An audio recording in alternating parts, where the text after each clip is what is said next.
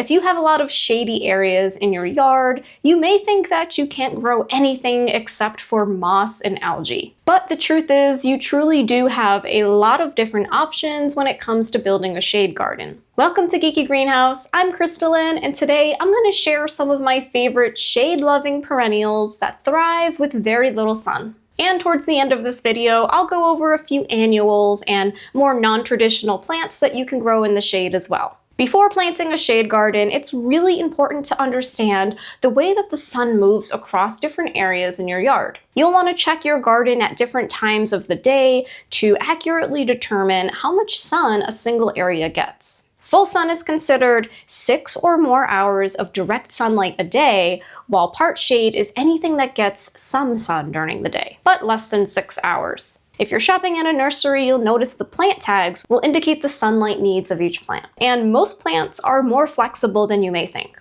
Many sun-loving plants will actually grow in part shade, and many shade-loving plants will grow with more sunlight if you give them enough water. Of course, for the best results, you'll want to position plants in areas that they thrive. First up on the list are hostas. And of course, this would not be a video about shade-loving plants without mentioning them. They truly are one of my favorite perennials, and there are literally thousands of different varieties that you can grow. You could have an entire shade garden made up completely of hostas if you wanted to. They come in all sorts of different colors, from bright yellow to bluish green, and even white and variegated varieties. Hostas used to be part of the lily family, but they're actually part of the asparagus family now, and yes, the shoots are edible as well. They're very easy to care for, and they work well with pretty much any of the other plants that I'm going to mention in this video. If you have issues with slugs and snails in your garden, consider choosing varieties with thicker leaves because they're more resistant to chewing pests. So next time you're at the nursery, don't sleep on hostas. There's a reason they're one of the most popular shade garden perennials. Next up is Heuchera grass, and I love the way grasses add movement and color to the garden while also pairing really well with other plants. There are many different types available, but the ones with the bright golden foliage are most popular because they add a burst of bright color to shady spots in your landscaping. Once established, these grasses are pretty low maintenance, and they create a cascading waterfall effect even in partial shade. You can plant them in containers or as borders over walls, where you can truly appreciate their growth pattern. We have a few planted along the walkway in our house, and they pair really well with hostas.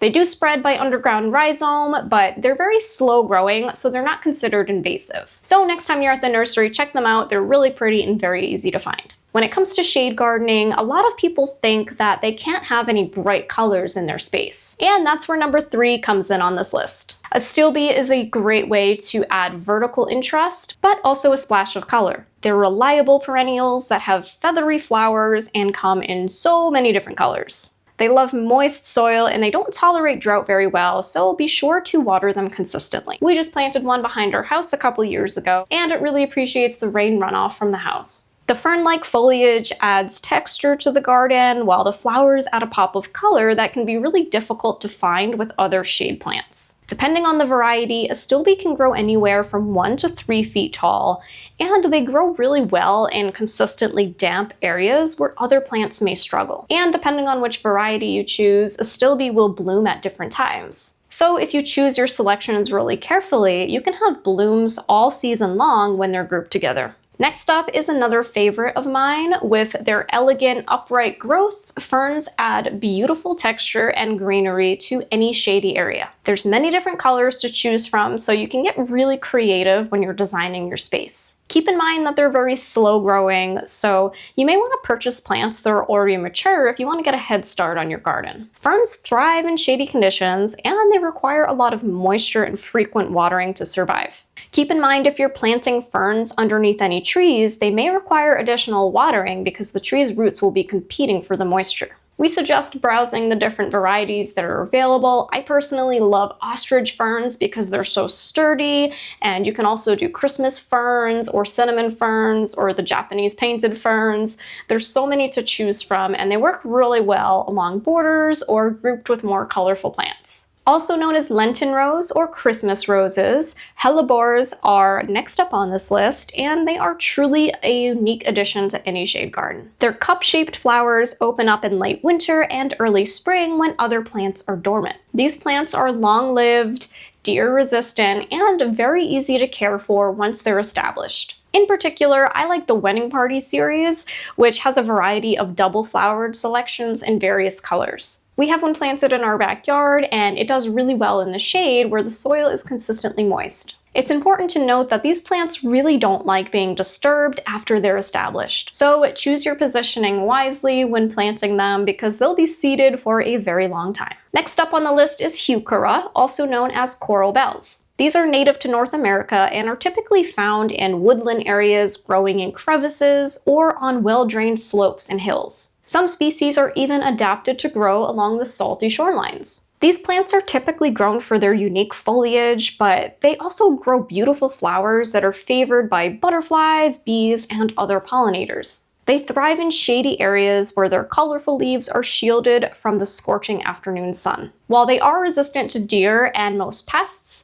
the Asiatic beetles had a field day with ours last season, so do keep this in mind if you struggle with beetles as well. And coral bells are perfect for border plantings or positioning underneath other plants because they only grow to be about 8 to 12 inches tall. Next up on the list is the bleeding heart, which presents itself true to its name. The distinctive heart-shaped flowers hang from arching stems in the early spring, adding a unique charm and delicate color to your shade garden. The foliage is fern-like and it complements the flowers really well, making this perennial an old-fashioned favorite.